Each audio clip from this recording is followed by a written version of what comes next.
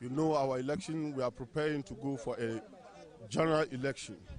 If I say general election, the party internal election.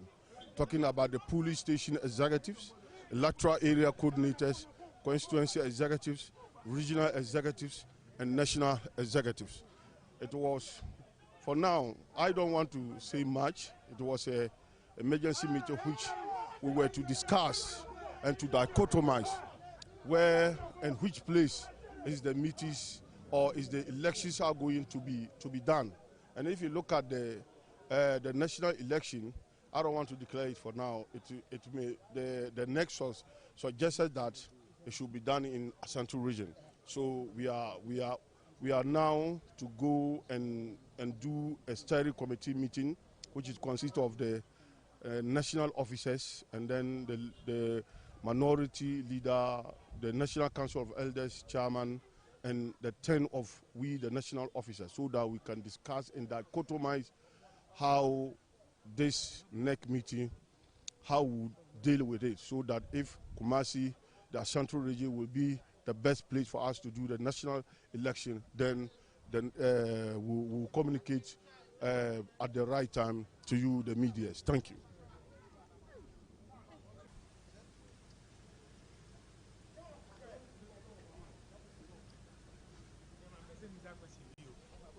John, we know that the meeting today will be on the registration drive. From your own observation, how successful was it in the Ashanti region? Yes, we thank Almighty God, and we also thank the National Party, and we thank the Ashanti region, where I reside as a MPP regional chairman at the moment. At the moment, the party, we have finished the registration on 31st, but we still have a privilege for all the people who want to register through online. Also, is allowed. At the moment, we are coming to start the polling stations, and as our pursuant to Article 18, 3, 7, clause 27, and other additional MPP constitutions, additional constitutions. Now we are going to stand on it today to make sure that the guidelines that through the General Secretary, the NEC, and the National Council push him to announce it. Either there will be a small amendment or will remain same. So at the moment, everything is moving successfully.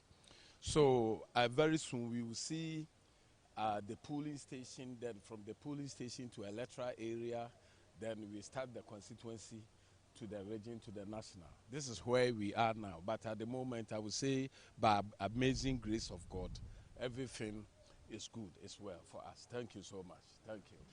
Well, thank you. It was an emergency meeting, and largely discussions focused on the membership registration. And, in preparation for the polling station elections as well. Some small adjustments to our earlier guidelines that we issued in relation to the formation of the polling station election committees.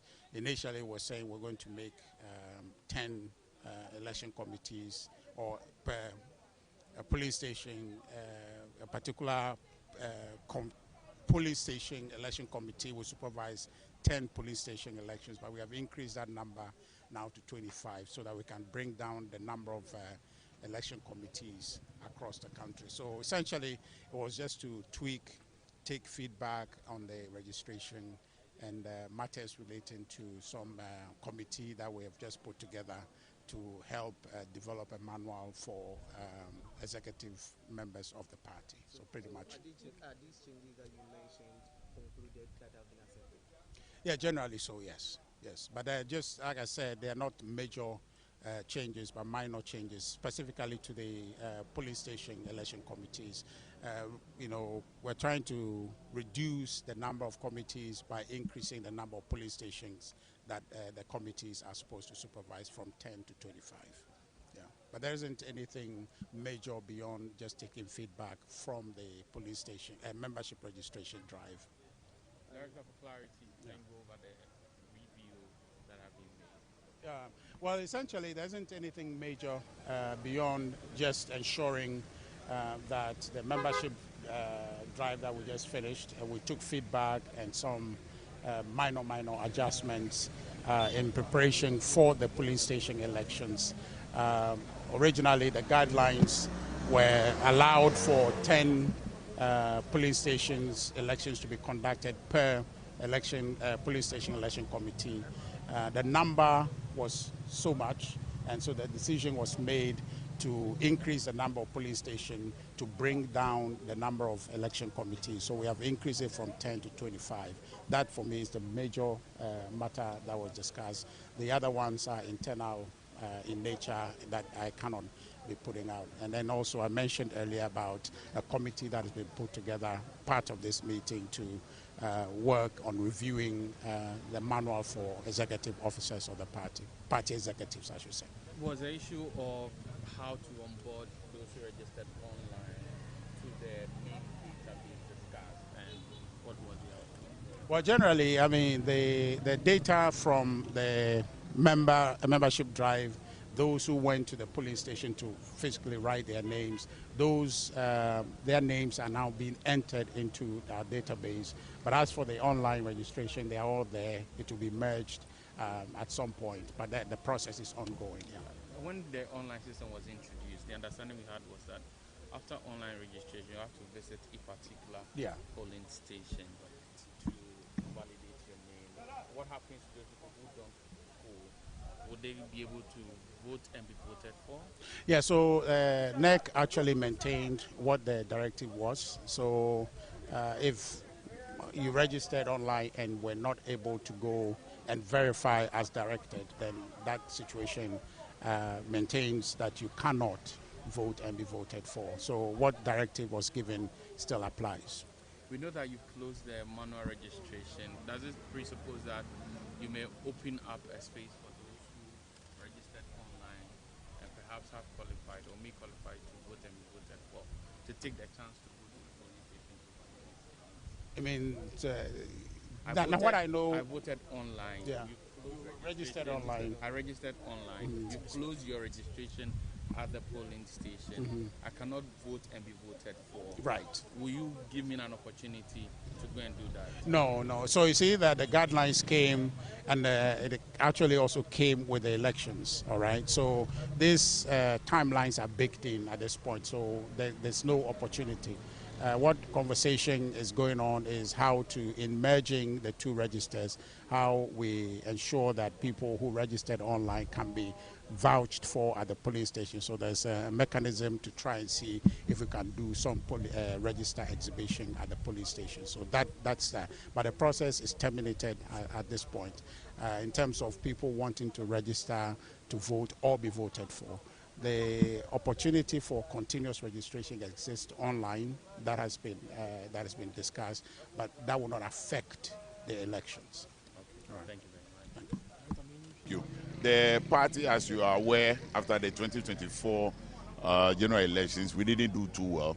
A committee was put together to actually find out what happened, and as part of the committee's recommendations, we were to do early presidential primaries. We are done with that, and now we are in the process of doing the party reorganization. What we mean by that is to have the polling station register, which is the base, registration for every member of this party. The party put together guidelines to, see to it that we operate within the constitutional framework of the party. So, yes, that process is ongoing. We are done with the registration per the 30 days window that the party gave. We are now in the process of uploading the details onto the party's database. But there are some few challenges that, were brought to the attention of the National Party. So today's emergency steering National Executive Committee meeting is to address those ones. Some of them has to do with the synchronization of those who registered physically at the polling station and that of those who registered online. You know, the registration would lead to the formation of the party's album, out of which we'll be doing the polling station elections, and then on to electoral area, constituency, region, national, which will be the end. So we need to be careful. We have only MPP members in good standing, you know, having the opportunity to either be voted for or to participate in the voting process. You know, now we are opening. So anybody, and then this person is welcome. You can join today. It's okay. But we are saying that you should have served the party for a minimum period for us to be sure of your, you know, loyalty to our cause. And for that reason, the party pegged it at 1 year. You know, you should have paid your dues and all that. So basically, that is what we're trying to review.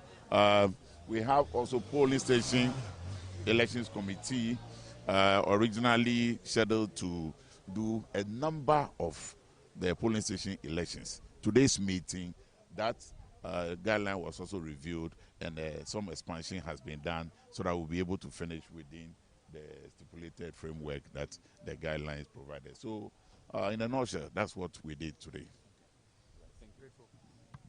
Regarding LGBTQ plus issues, it remains a highly emotive and sensitive issue, even in the most advanced liberal democracies.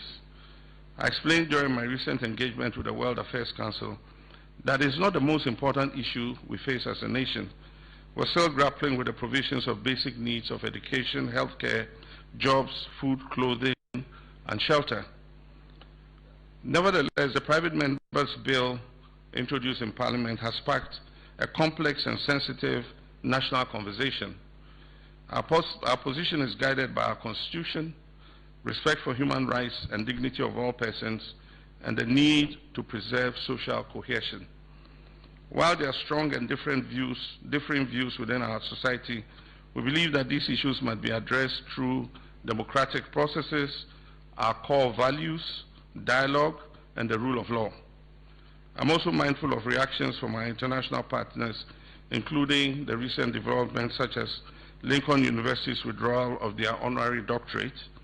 These developments underscore the importance of continued engagement and mutual respect, and of situating our national decisions within our constitutional and cultural context. Ghana will continue to uphold its democratic values while engaging constructively with the international community. Me duty in my faith is against LGBTQ. Me Assemblies of God me.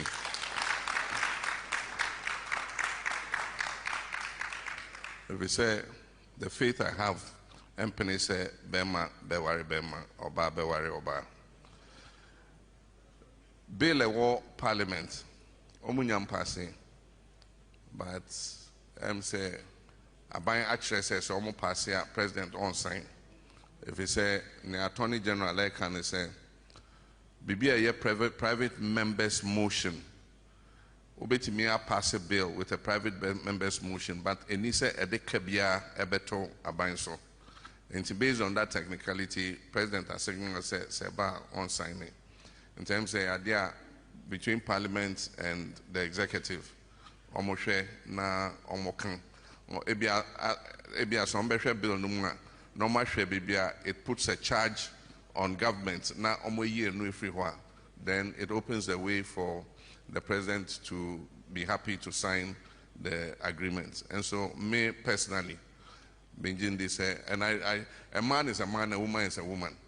Me believe it say nipa utimi sorry I say me fili wo me muse me yoba. And so ya wo me be mind to me cause no my yoba. Debi I mean, nature created us man and woman. And Nyame Boyano, he knew what he was doing when he created us like that. And so if you ask me, my personal faith is against it. Government is broke, government is broke. But people are spending billions to go inside the government that is broke. Have you ever seen a minister who resigned because government is broke before? Government has no money. Have you ever seen a governor who said, ladies and gentlemen, when I was elected, I thought the government had money. Now I discover government has no money, I resign. Have you ever seen it? Government has no money, but they are bringing money out at election time. Where is that money coming from? So they are lying. What is happening is that there are two types of wicked people in government.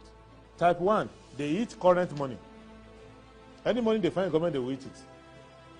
They are wicked about that one. There is type 2.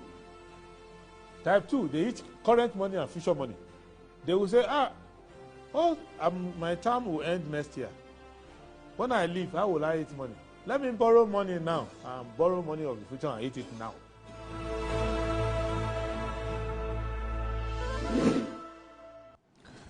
All right, good morning. Thank you very much for joining the show. This is Good Morning Ghana on Metro Television. My name is Aldo Moro, and it's always a pleasure to come your way. It's a beautiful Thursday morning. This is the day the Lord has made. Indeed, we're glad in it. I want to say big thanks to the Almighty God for making it possible for us to return here to join the nation's conversation on the big issues that are making the rounds in our dear country, Ghana. And once again, we say a big thanks to you, our loyal, cherished, and valued viewers for watching the show. You tune in at 7 a.m. and watch us all the way till 9:55 when we draw the curtain on this show. Thank you, thank you, thank you once again. Today is the 9th of April 2026. Oops, that's how fast time is flying. So I'll go straight ahead and look at what the papers are reporting this morning. And I'll start with the Daily Graphic. The Daily Graphic this morning is reporting that Intercity Commercial Shuttle Toyota Voxy National Road Safety Commission and as LBMA commends nation's responsible gold sourcing. There's also anti-Galamsey fight, not stopgap crackdown. Minerals Commission Deputy CEO has been talking. And there's Twyford tiles boost Ghana's industrial agenda as international demand grows. As crude production hits 6-year low, PIA calls for urgent investment plan. That's on the front page of today's Daily Graphic. Now, if you go to the Ghanaian Times says that President Mahama secures France Health Platform supports for Ghana, and there's avoid Toyota Voxy on long journeys, NRSA warns. Heath Goldfield seals $2.8 billion Trafigura deal at Bogoso Prestia. Family planning supplies worth $500,000 rot at port as clinics run low. The Daily Guide says that LGBTQ plus bill U10 don't belittle our intelligence. Methodist bishop to government. Reconstruct Terminal 2, not repurpose. Lawyer petitions Mahama. There's also Heath Goldfields Trafigura seal $2.8 billion deal. There's Odao Group pledges allegiance to Ochenhene. Oforiatta released from ICE detention. The Inside. You can't do FOCO. Oforiatta brags from US as his lawyers confirm release from ICE Center. Whether you can't do FOCO is in quote. So it's not reported speech per se. He's not being quoted. That's the Inside's own a statement. There's tall rebounds. There's combat revival agenda gaining momentum. Congrats, Combat, Edmond, for a good job done. There's also UK's Reform Party vows to block visas for countries demanding slavery reparations. How Joy, Music and Hope failed Samcrom prison as City FM Foundation marked Easter. We don't have a chief. Otiapele Jaseche appeals to IGP for protection amid threats to security. Palestinian Christians cry foul over attempts to kill religious freedom in the Holy Land by Israel. And there's UK Reform Party vows to block visas for countries demanding slavery reparations. The Daily Post says that President Mahama has not broken promise on anti-LGBTQ plus bill, Akwetia MP. And as Mahama and Macron strengthening ties at Elysee Palace. And there's President John Mahama. You see President John Mahama and the President Emmanuel Macron holding a two-man talk at the Elysee Palace. There's also Oforiatta's passport seized after bail, set to reappear in U.S. court on April 27. If you go to Metro Lens this morning is reporting that Zoom Lion Geo Pomona seal deal to transform Zimbabwe's waste sector. There's NDC's grand deception over anti-LGBTQ plus bill exposed, according to MPP. Ken Oforiatta released from U.S. ICE detention center, and there's also Ebbet's faith hinges on our actions, according to Atuforsen. BNFT, bond market recovery leaves corporate issues behind. Economic activity grows 7.5% in January. And the Republic Bank calls on local enterprises to scale with innovative financing. The Daily Searchlight, challenge to local business people, treat workers well. TUC chair urges Ghanaian businesses to prioritize workers' welfare. And there's a Kwewu Business Forum creating jobs for youth, according to CEO of Asmera. And there's Oforiatta out of ICE detention.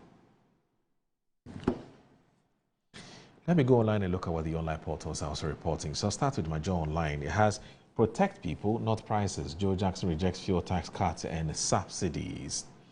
There's also lawyer petitions president to halt Terminal 2 refurbishment over value for money concerns. There's also Mahama returns from France to chair emergency cabinet meeting on fuel prices.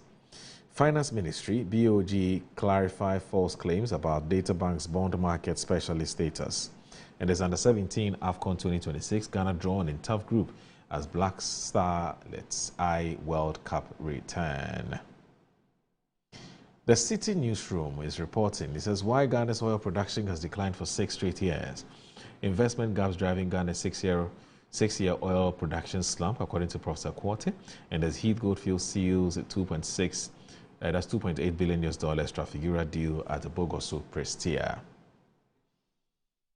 Ghana Web, RENAC divorce, court awards ex-wife 300,000 cedis, dismisses 50 million cedis settlement claim. Ekuapin Polo denies link to suspected gold shop robbers. Beyond the festivities, Goma must turn visibility into development. And there's government bans use of Toyota Voxy vehicles for commercial transport. And as Ghana will name new coach by April 13. So we have 4 more days to go because today is April 9. There's MetroTVOnline.com. It has a rescue team saves woman who hid in drain. Okay. Right, let me rather do this. Now, police arrest suspects over shooting incident at the Ajin Kotoku Onion Market. And there's Ghana to appoint new coach by Monday, sports minister. And there's Atletico Madrid beat 10-man Barcelona 2-0. And then finally, sachet water prices will not go up, according to Trade Minister. All right, so that's it for the newspaper and the online portal review. Please stay with us. This is Good Morning Ghana. Please don't go anywhere.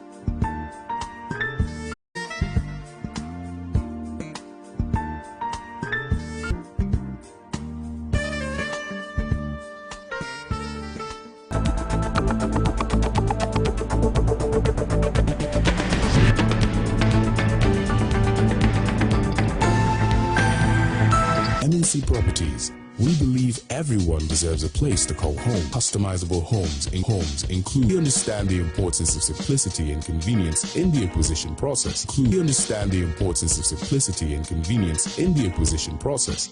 That's why we have designed our procedures to be straightforward and hassle-free, offering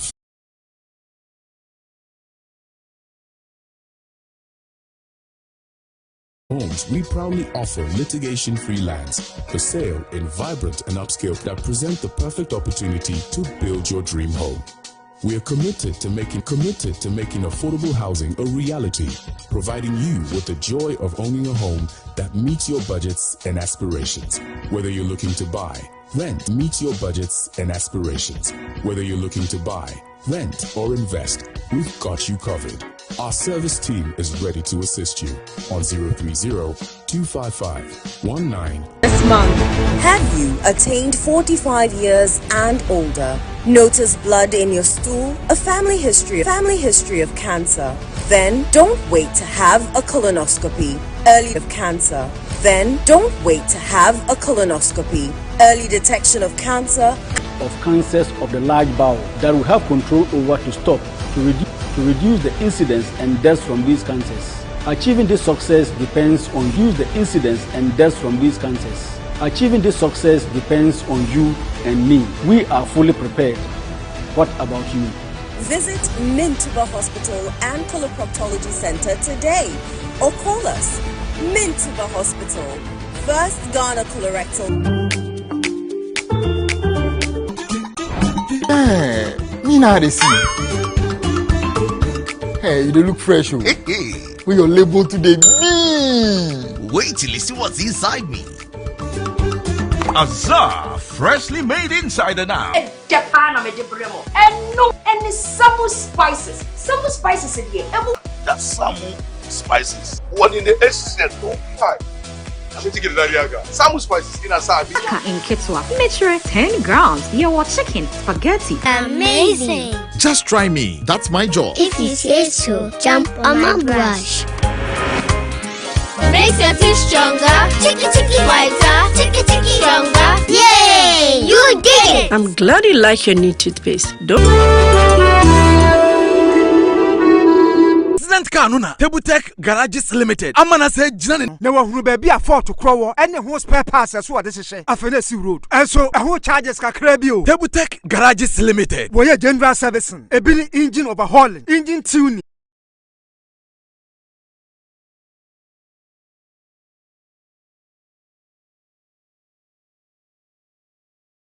Make us a papadia to a mammy man for Kel Tacos natural ingredients, and a bomb is a hobine. Tacos natural ingredients, and a bomb is a hobine. A man is swing, and a sans of Mamma Hotta so a will beg you. Kel Taco toothpaste. Choose Kel Charcoal toothpaste for anti-cavity, whiter teeth, and fresher breath. Looking for the ultimate oil city getaway? Welcome to the Groove Ethipon Beach Resort, where luxury meets adventure. Host your meetings and your craving walk through our charming menus. Whether it's business, pleasure, or pure escape, the Groove is your perfect destination.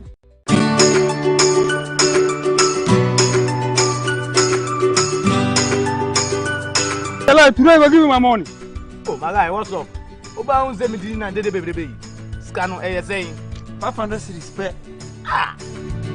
Visit the WannaOwn website at wannaown.us. Sign up with your phone number and get ready to play. Select games on the homepage and then select one-shot game. Deposit to make an entry, then pick a number from 0 to 99. If your number comes up, you win a cool 500 cedis. Hey, so it'll be easy like that. Just like that. So I'll go buy my dream car. Por supuesto. Just visit wannaown.us and win some cool cash prizes. It's Bemi! A boom! You be too! Mission of Ghana. 1 FM, so please tell a friend to tell a friend to tell a friend. Our guests are seated and we'll kickstart with our conversation. In fact, one of them is here. He's not new to the show. He's been on the show for many years. He's the Director of Communications for the New Patriotic Party. I'm talking about Mr. Richard Ahiagba. He's joined us. He hasn't been here in a while, has he? Good to see you. How are you? Pleasure. It's always like what? Otherwise, cost of living is becoming a problem. Yes. People are complaining up and down. In the country, there is no feel deceived and LGBT matters relegated to the background. And you don't seem to know what the president is doing. Agriculture is left on its own to survive. We've gone back to farming as our forefathers did. There is no intervention forcefully on the streets to let this government sit up. They are talking too much. This had been hard. and you won. You say you can play, you can do it. So now do it. And every time you ask a question, it's, oh, well, you say Russia, Ukraine. Cocoa farmers, I mean. That issue remains. The Catholic Bishops' Conference today, they are promising all Ghanaians that they are going to do another emergency cabinet meeting tomorrow. My hopes are very, very low. I'm not confident in that. They are just coming perhaps to find, explanation opposition that, Ghanaians are suffering and that they were cabinet meeting. The crops that the Feed Ghana is supposed to promote. Tomatoes is part of it, but yet we are sitting here going to Burkina Faso to beg. We are being held hostage between Nigeria and Benin. Our trucks can't come here. Our traders are being buffeted by competition from Nigerian traders. If we intensify production in Ghana, our traders will not be going to Niger to buy onions or Burkina Faso to buy tomatoes. So this government is getting it all wrong. And when you ask them, then they say, oh, remember your time? We don't have our time. And anything they are saying with respect to the MPP is immaterial. It's completely immaterial. And it is defeatist when they have that conversation about yesterday. I'm saying that we are in today, and if you're talking about yesterday, you might as well just pack out from Jubilee House, because it means that you can't deal with the issues of today. Perhaps let the MPP come and fix the situation you can't deal with. So that's a difficulty. I just asked you how you were doing. Yes, that's how I'm doing. Bad. That's how I'm doing. That's how terrible things are. Okay.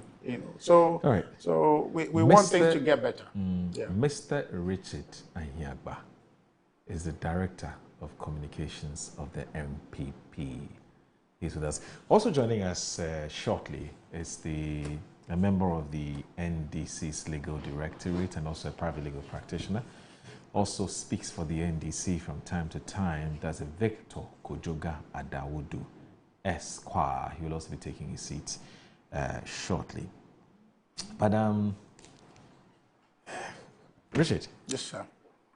You've raised some very important issues, and these are issues that we'll be delving into at some point. But you do know today's Thursday, and we're going to end at 9:30. Don't worry, your concerns have been duly acknowledged, and FREA is working on that. I'm sure that hopefully next week, if God willing, we still have life and we're kicking, and you're back here on Thursday, you would have your full 2.5 hours. FREA is, and I want to say FREA is our programs manager. He's working on that. He's doing he's engaged in all kinds of consultations on the 9:30, the 9:30 end time or closing time for Good Morning Ghana, which will then pave way for the school's homecoming program, which is one of our flagship programs that we really want to, want to get as many Ghanaians, both here and abroad, involved. The whole idea is to give a platform to all students to showcase what they've been doing for their schools and to sort of own their bragging right, because you do know it's become very fashionable these days for people to want to go back to school and showcase what they've done by giving in terms of what they've given back to their alma mater. And Metro TV is just saying that, look, we're giving the platform for you to propagate and to tell Ghanaians what you've been doing for your school.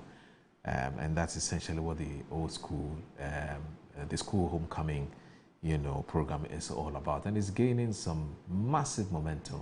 From time to time, we're getting the leadership of some of these schools to calling and say they're interested and they want to be a part of this. And so that's the whole idea. So on Thursdays, we use a part or a portion of the Good Morning Ghana program to basically bring you up to speed on which schools are here and what they've been doing for the alma mater, and also to sort of to reconnect and also to reminisce on how back in the day things used to be.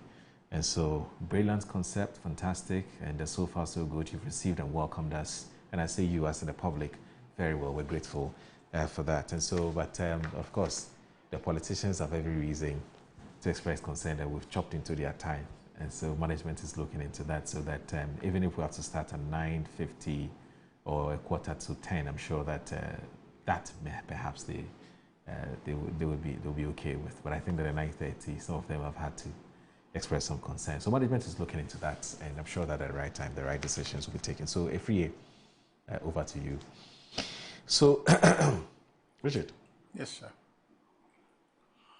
You had a very important meeting yesterday as a political party. You convened a meeting at the party headquarters, and we saw the flag bearer of the party. We've seen the former national chairman, Freddie Blay, yourself, you were there, Nana Boache, Nana Bias, we affectionately call him, the general secretary. What was this meeting about? Thank you, Mo. I think, well, first of all, since you are going to talk about my party, we'll be brief, because my party, we are focused on other things than the internal reorganization, how Ghana is managed properly. Let me say a very good morning to Ghana's Mahmoud Baumia. How's he doing? He's doing good. We saw him yesterday. He's back in town. He's in good spirit. Some people say he's not talking. Why? What's happening? They want to hear him comment on national issues as a flag bearer of the party. Well, he will. As and when.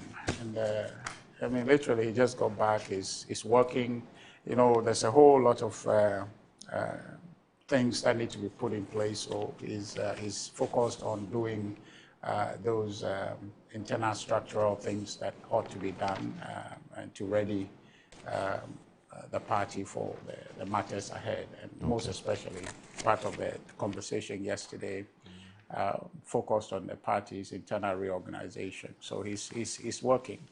As for commenting, you hear him comment very soon. At the right time, okay. The meeting yesterday, there's not much for public discussion except was a report from the national organizer about the state of the registration and also some internal adjustments that are necessary to ensure the polling station elections take off smoothly. And so really not much 25 to compress the number of election committees that we have to create, essentially that. But everything else that was part of the directives originally remains in. I think on the 31st of March.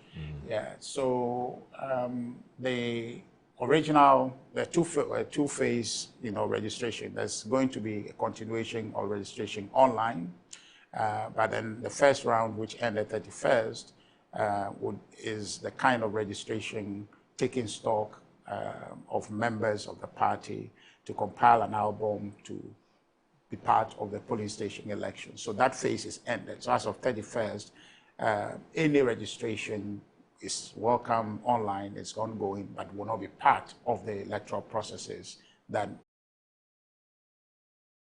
challenges. Yeah. So online, technical challenges online, I think that there's not much challenge there. Okay.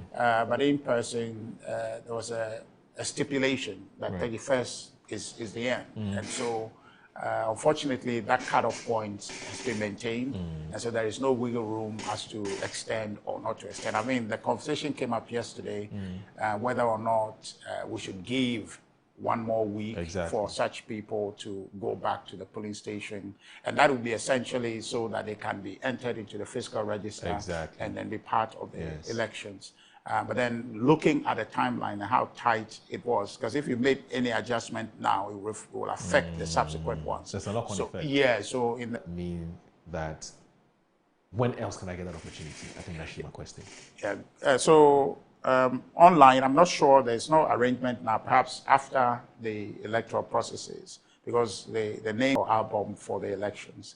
But currently, anyone who wants to be a member of the party can register at the online at the using the party's app to register as a member, and you're going to be entered into the party's register as a member. And so that opportunity exists any day, nation point. We have to then constitute the album. It's just like how the EC does it, right? It must be a cutoff point so they can do the album. There is conversation.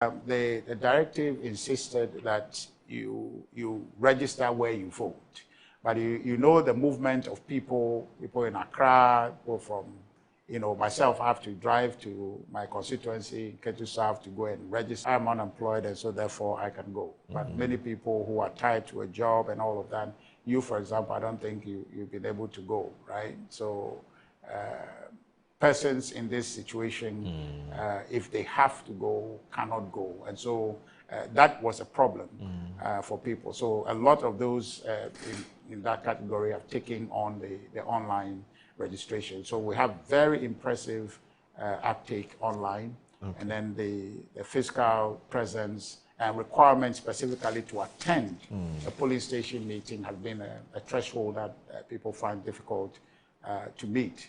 But that was necessary to be able to validate and ensure that these are people that the party can rely on at the base to organize. So that directive, even though tough threshold for people to meet, was necessary to ensure that the party is strong at the police station. So Captain Bute, is that his captain, isn't it? Which one? Is it? So, but there are those who are saying that this adjustment in his status in itself does not necessarily change whatever it is that he's going through.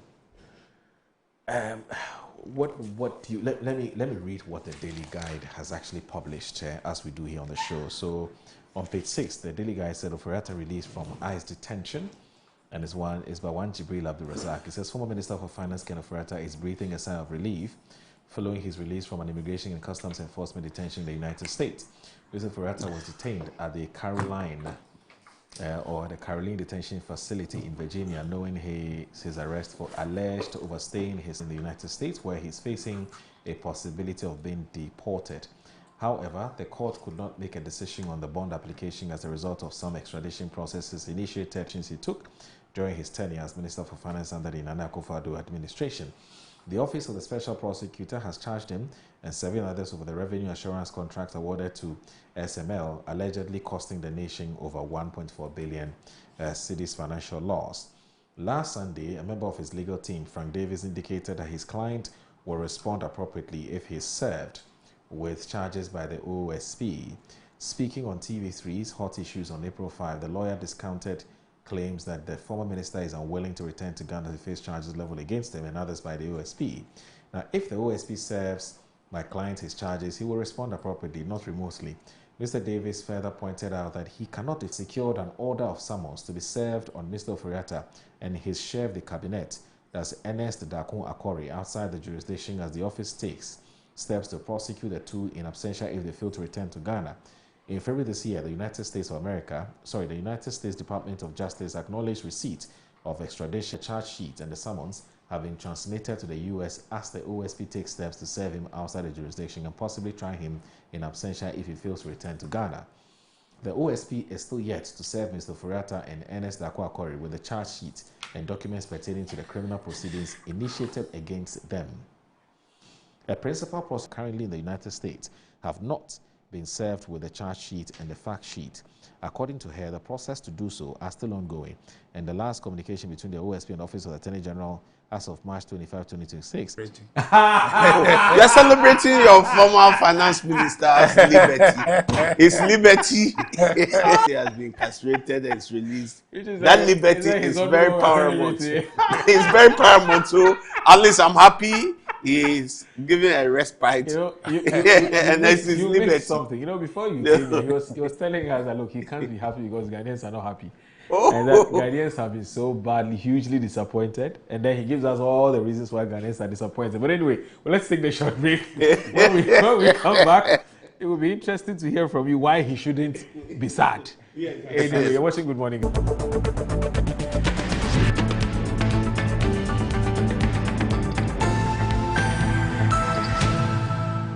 The ideal property shouldn't be a daunting task. At MNC Properties, we believe everyone deserves a place to call home. That's why we specialize in providing affordable housing options under our flagship project, Fresh Property Joy, specifically designed for low and medium income earners. Our range of customizable homes includes 2 and 3 bedroom standard and executive options, all meticulously crafted using innovative interlocking brick technology. We understand the importance of simplicity and convenience in the acquisition process.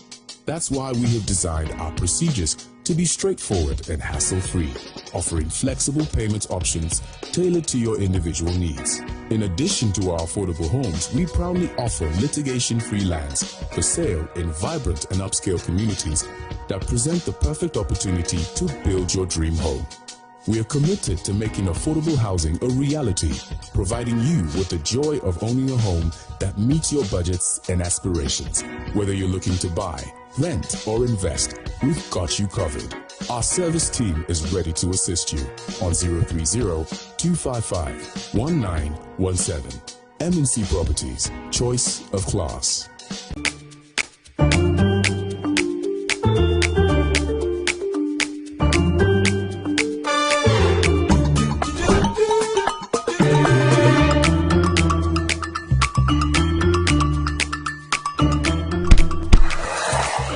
Hey buddy, it's me Azar. Yeah, me now they see. Hey, you don't look fresh. Hey. We your label today. Wait till you see what's inside me. Last longer and beautify your walls, spaces and places. Azar, no size. Go ahead. Buy now. Azar, #1 from Azar Group since 1921. Yes, next. Hey, Nadia Benson, me didn't tum. Mr. Friend, Calico, just call me cockroach. Now, Mr. Friend, once now. Hey, that's you. Improve car. Yeah. Captain was key to double the action.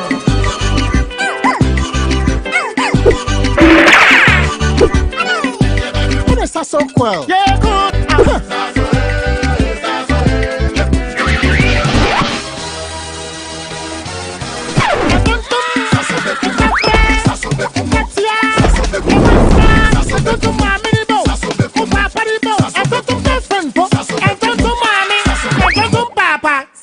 Come on, Tom Preco.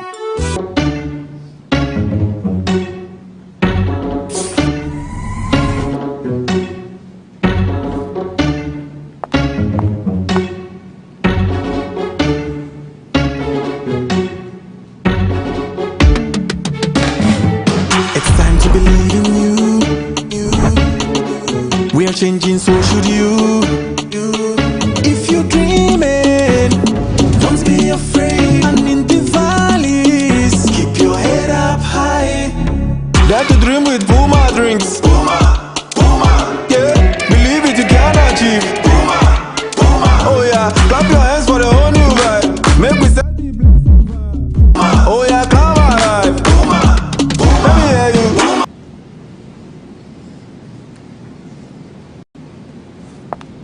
Puma Drinks, a whole new vibe. Another quality product from Casa Precon. This advertisement has been vetted and approved by the FDA.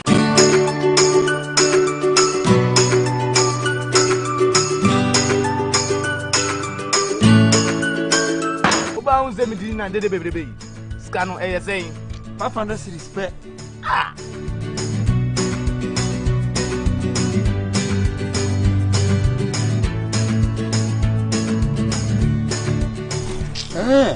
I see. Level don't change. But show me the way. But there's some sorry, Manua. Talk to babe. ¿Quieres ganar dinero? Huh? Cash. Yes, cash. Let me show you the easy way to make money with one chat. Visit the WannaOwn website at wannaown.us. Sign up with your phone number and get ready to play. Select games on the homepage and then select one-shot game. Deposit to make an entry, then pick a number from 0 to 99. If your number comes up, you win a cool 500 cities. Hey, so it'll be easy like that. Just like that. So I'll go buy my dream car. Por supuesto. Just visit wannaown.us and win some cool cash prizes. It's Bemi. Boom! You need too much. Play responsibly. Gaming can be addictive. Accredited and endorsed by the Gaming Commission of Ghana.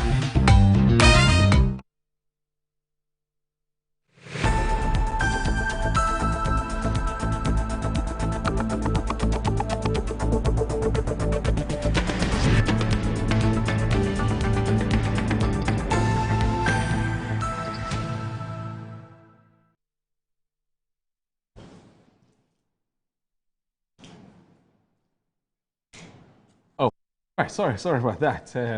You're live on Good Morning Ghana on Metro Television. My name is Aldo Moro, and I'm here with Victor Kojoga Adawudu, who is a private legal practitioner and also a member of the NDC's Legal Directorate and also a member of the NDC's Communications team. Also with us is Mr. Richard Anyagba, who is what is not part of our main topic, but as I did indicate, that's why he's not in white. You tell us why you think the Ghanaians must be happy. Oh, there's several reasons why Ghanaians should be happy. Okay. One, there is peace and tranquility. We are not living in a condition of fear or being intimidated. Everything is moving on smoothly. At least the economy we have also seen has stabilized for some time, and things are moving in the right direction. As a party man, what I would say is that yes, government is doing well. They are going on the right track, the direction. But just that some of our party, the expectation from the grassroots and the party, it's yet to take a stable level, have that, because the expectations are so high. And its management, it's something that we need to also look at, because everybody has an expectation that things will work faster than the way things are going. And I know unemployment and there is people who are looking at the white-collar job to do, but that is what the spaces that we have to do, the financial warrant and the rest, I think that that's what we have to draw a fine balance between, so that the grassroots and people would also be happy to know. That's one of the reasons why almost everybody, about 500,000 youth, right? And I think that as time goes on and they develop policy, formulate policy, we should be able to synergize all those policies that will, at the end of the day, not only white-collar job that we would be looking at, we'll be able to create some employment for our people. Because when you look at it, whilst they are able to meet their survival needs, their food, their accommodation, and basic needs, people become okay. So I'm sure government is doing its best, and that's the main reason why people will be happy. It's just that the food prices and others these days also is low, but you know how to come by hard cash because of changing his status, his immigration status. He wants to become a permanent resident in the United States of America. And people have asked, if indeed he believes he's done nothing wrong, why doesn't he just come home and face the music? So, first of all, I disagree that this will be a subject for serious discussion because Kenneth Furiata is a private citizen.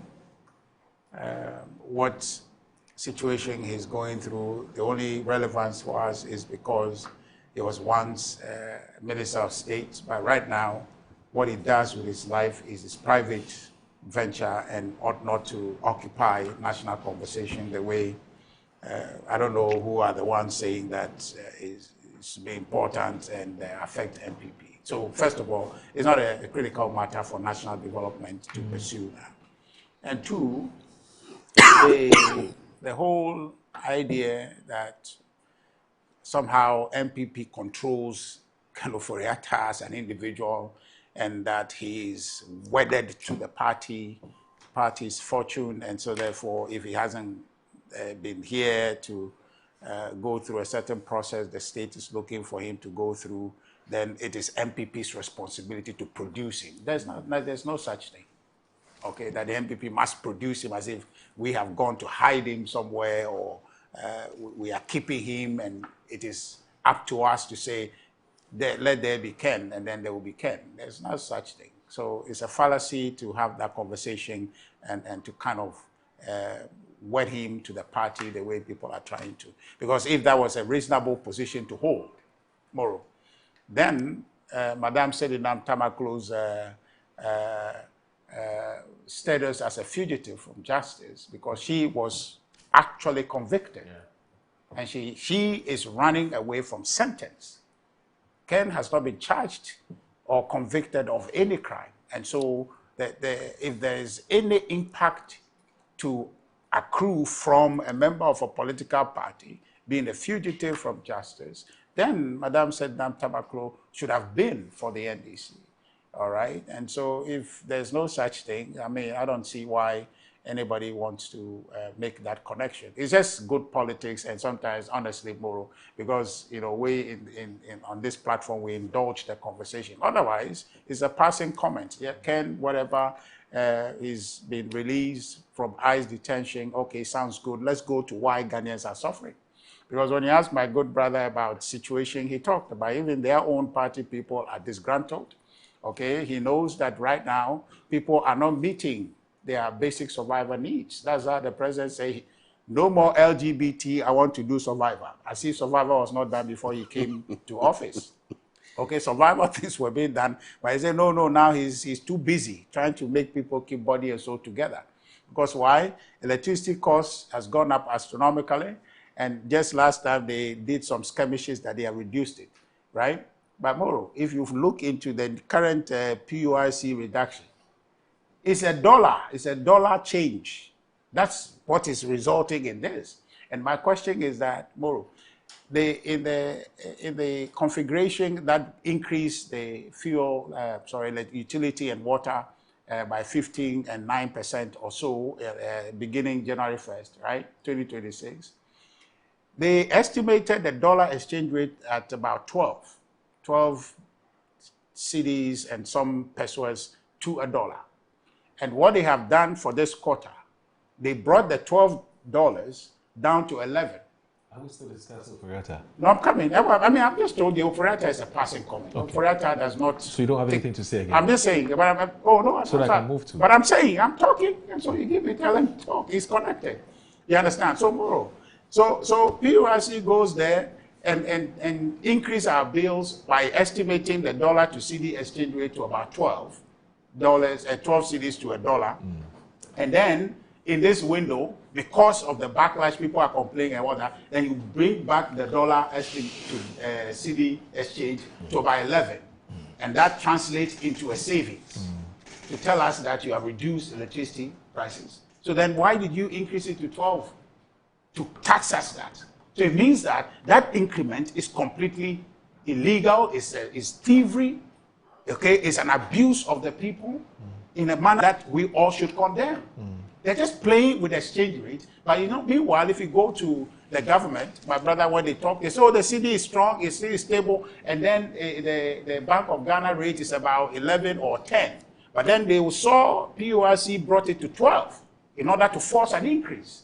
And when people are complaining, they bring it to 11. What kind of game is it they're playing with that? So we here in this country need to talk about this finance minister, need to talk about this government, and not Ken Oforiatta. Okay. So the truth for me is that let's get to a more critical matter than Ken Oforiatta. So my brother should just say, well, Ken is a private citizen, okay, and he should deal with his matter. Let's talk about his government. One, the issue... I'm sure that, Richard, you recognize that Ken, the OSP is not going after Ken in his capacity as just Ken, but he's going for Ken in his capacity as former finance minister. Yeah, so I'm saying that, yes, that's the case, but he's a former finance minister. Exactly. So, and now, all state power, okay? All state power. How do you feel about a former appointee of a government which was formed by your party refusing to come home to come and answer some questions? Is this something that, is it that you care, you don't care, you care? Yeah,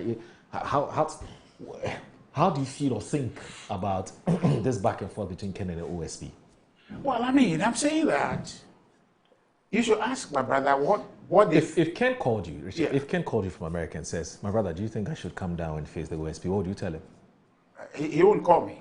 Oh, why? Okay. He won't. But you know, you're a very influential man in the No, I'm just saying that he won't call me. You know that? Because that's a private decision he has to make. It's possible. Yeah, I'm not his advisor. But he won't call me. He may want to seek your opinion, which is not far-fetched. And well, if you push me to that point and he calls me, I probably would say, you know, make sure that when you come, they won't treat you like they treated Chamawun to me, Kobla Dubuahi, all of these people that have maltreated, contrary against how law. did they maltreat them? No, they didn't maltreated them and abuse their human rights and the rest of it. Look at it if you feel comfortable coming into that dangerous environment, that lawless environment, then make a decision. But I won't prescribe for him one singular thing. I just say, look at the environment and then make a decision. Right. But you see, the key thing... Let me bring in your other colleague. Oh, no, I'm coming. He won't won't have much to say. He won't have Why? much to say. How do you know? How do you know? Because see... Moro, you know why? You know why? He's a gentleman. He won't have much to say. Why? Because it's why we miss Richard on the show. because Sedinam Tamaklo, right? Sedinam Tamaklo is a member of his party, was appointee of John Dramani Mahama, right? Yes. And she's gone. All right? She's a fugitive. So I thought she's been arrested by... You remember there was Yes, she would definitely. Well, was he speaking definitely. No. So the speck on their eye, they have not come out that one. They have not I want us to wrap up on this conversation. They have a speck on their eye, they haven't come out that and one. move to the other issues. So let me bring in Kojoga. So you should ask him that question. How does he feel about sending that out? I'll even start from sending. Okay, start from sending down. You see, it is interesting. He says that he's a private citizen. Yeah. If he was a private citizen and others, then maybe if my uncle or my father or one my uncle in KJB or Apu, his name should be making news because they are private citizens. Right. But because you offered to render public service, you've become a public figure, and if there is anything, all they are asking is come and render account, and the Constitution backs it. So all the people are asking is that we want you to render account for your stewardship. That makes a difference. That once you have said in that privileged position, you serve this nation, the nation can always call on you for an advice, for anything that you have done which is untoward, to come and answer a question. So today, if he's become a private citizen, then the former president, the former ministers, they should all be private citizens. But you know, there are courtesies that are extended to former ministers and appointees. So that is out of the question to say that he's a private citizen and it should be a private issue. Now, I am happy that for the last 7-8 years, you know, we had been seeing a minister. We were told that this is a man of integrity, a man who holds his word. Are you getting it?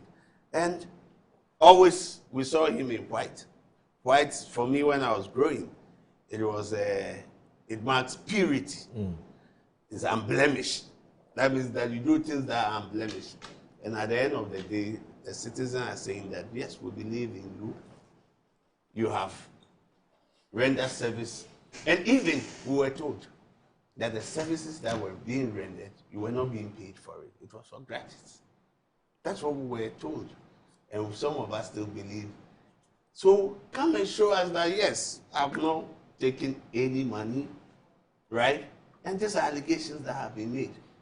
So if these are allegations that have been made against me, and it will trickle down to affect my family, affect my party, and the rest, that is why we are, Ghanaians are happy and celebrating that the unfortunate situation where you have left this country, the shores of this country, and you've gone to overstay, which has culminated in you being put in gallows.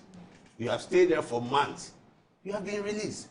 Once you've been released, you have the opportunity to say that this is an albatross hanging around my neck, and I want to go and defend myself.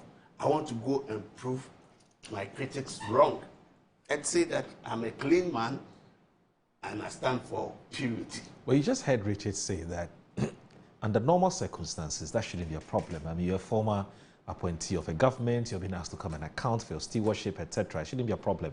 But he just told you that you, the NDC government, you've created a very hostile environment.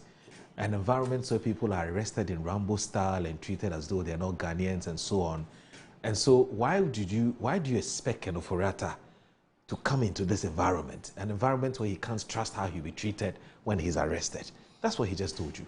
So is it the same institutions that arrested Afoko? Yes. How many years was Afoko in gallows? More than 10 years. Just he wasn't granted bail. And it was during whose time? It was during whose time? When Afoko, even when he was discharged. You mean Gregory? Yes, Gregory Afoko. Yes, not Paul, because Paul. No, Paul. Gregory Afoko. Yes. Was bail? Bail should not serve as punishment. But what did we see in Afoko? They silently keep Afoko, and who came in and released Afoko? Because we saw the injustice. Listen, when they are talking about human rights abuse, you see, when you have to grant bail, you grant bail to make sure that the person would always avail himself. And also you look at the quantum of what the money and what is being investigated. Is going to be not walking on the streets, right? Or CCB and the rest, haven't they been giving it? So it's the fact that when I'm a whole political appointee and I've been treated the same as citizens, you've been granted bail, you are not able to meet the bail condition.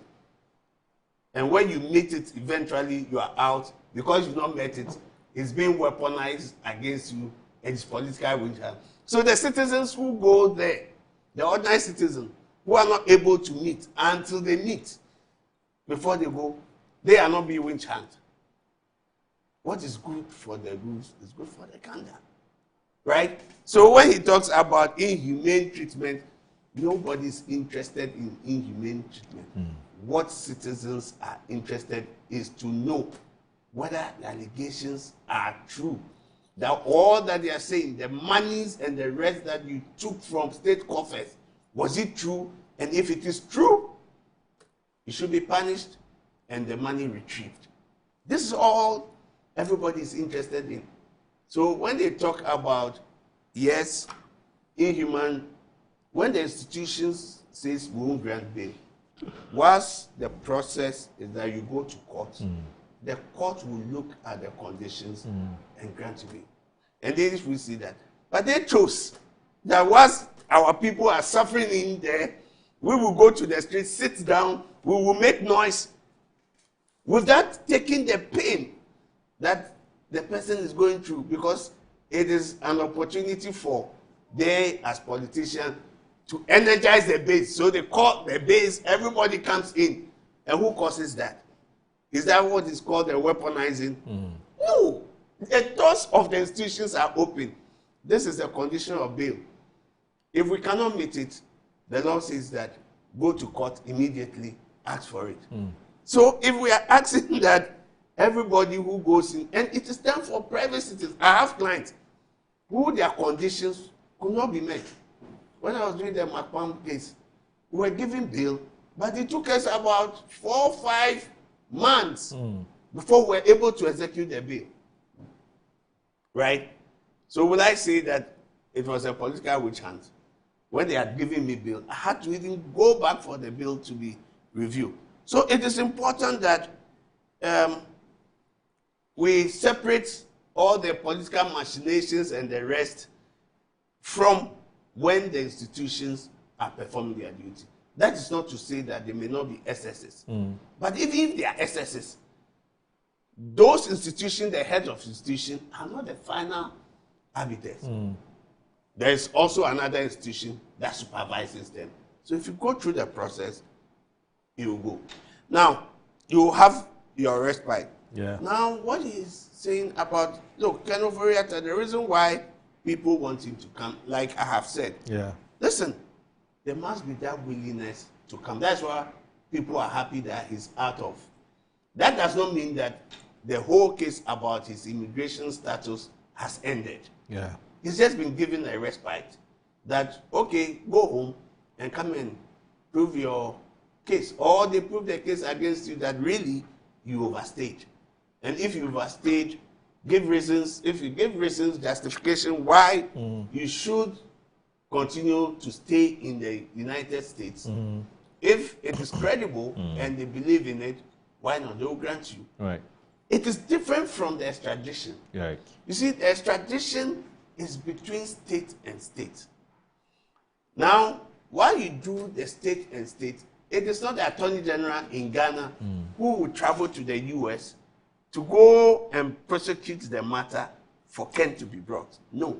It is the Justice Department. They will look at the documents that we have prepared here. Look at the document, and it should be a crime in their jurisdiction also.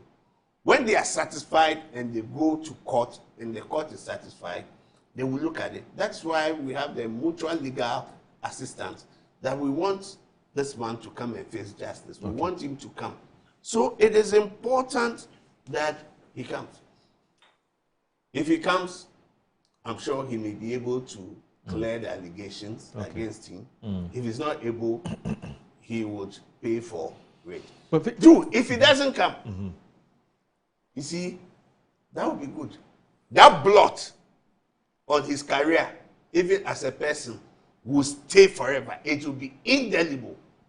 That blot will be there. Okay. Because when I meet maybe his son, or anything, I say, is that not that minister who ran away? Is that not the son? Right? Is that not the son? Is that not the brother? Is that not the cousin? It's going to be a blot on your career. Two, on your family. Three, the party he said. This is political. Yeah, you see, you are giving a meal, and the politicians will make political meal out of it because somebody of such status has run away, right? And his party is not able to say anything. So anytime they mention MPP, you know, it will be coterminous. They will put all together. That is why the party, in its own interest, to have that credibility to stand on and say that, look, we are credible. That's why the party maybe is involved here that, yes, the party can advise him. The party has that power to say, look, you know what, if ABCD, you are not coming, you are expelled from the party because we want to have a clean slate. But no, the party can disassociate. Yeah, but Ken can say he can't be bothered. No, if you are not bothered, yes, even for the party, for the image of the party. That's what I'm saying. Because anytime they mention Ken, the next thing will be NPP.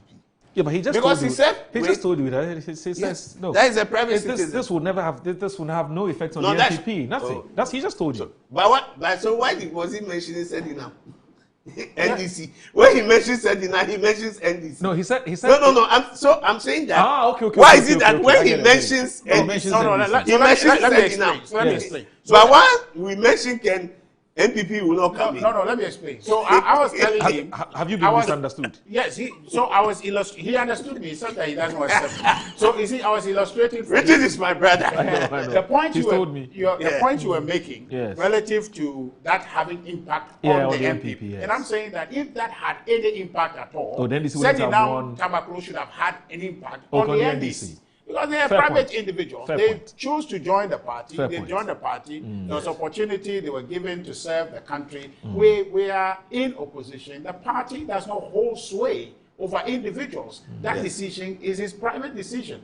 And I'm saying that, and Boro asked a good question, which I found to be directed to his advisors, to say that, would you ask him to come if he asked you? And I say that, given the environment you have created, the nice things you're saying, that's not what obtained. That's not what we saw.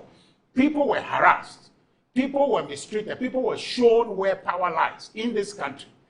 But yes, but for the sitting down on the ground by our MPs, but for the agitation on the media and persistent calling out of this government, this thing of abusing people and using bail as punishment wouldn't have stopped. In fact, today even it continues. It continues. Anybody that is attacking this government, especially recently, this one of your people, the editor of the Source newspaper, he's been hunted by the chief executive of NIF, simply because they asked for information. There were challenges in the matter, okay, and they want answers. They were going in the shadows, creating difficulty for the young man who is just merely contributing his quota in the media to national development and accountability. The last bit was that they want to arraign this man before court on flimsy basis. Nothing. And it took some good people, I don't want to mention names, took some good people in the security service to say, no, this thing won't start. It took the intervention of persons like the president of the GJA to come in and say, look, this cannot start. What is this thing? So we're talking about an environment that is not democratic, environment that people seeing that their rights will be abused. You don't walk head on into fire. No. So if you are talking to me about Ken Ofori-Atta, MPP has to have responsibility for him and all of that, I'm telling you that Sedinam Tamaklo, as it stands, you are in government, you are pursuing Ken Ofori-Atta, but she is there. You haven't brought her. She is convicted. She's convicted. So if any such thing had impact on a political party, it should have impact on your party. If anybody saw Sedinam Tamaklo, who is a sister, who I find it difficult talking about, but the point is that, like you're saying, it's a principle you've served and you must be accountable. If all the analogy you're making about Ken, his children, his family, his party, those things apply to your party, because in your case, actually, your member is a fugitive from justice because they've been convicted and they are nowhere to come and serve their term. If their children are seen on the street, they should refer to them as, that's a woman, their children, their mother is a fugitive. If their family is seen in public, that analogy should apply. Their party, you should apply. You have not talked about that. You are sitting here moralizing to us about I'm not moralizing. Who you have not convicted of any crime except that you are witch hunting the person. And I'm saying that you have power. You have state power. Make sure you employ the processes to bring him here. Assure the guarantees under law that when he comes here, his right to be respected, and then let's try him. But nobody is running away from it. Do you know that when you keep saying you, it's the OSP. The OSP is an independent organization. Who does the OSP work for? He works for the state apparatus. But he's an independent. You see, OSP, he is part of the state. Okay. Yes. So he's a state's product. So I say you. Richard, maybe let me give you this information that from where I sit and what I know. Let's talk about something else. This one, Sedinam, there have been extradition. There have been processes for her to be extradited to Ghana. Yes. So focus when you bring her, we can talk. Now, so it is not like it is only Ken Ofori-Atta.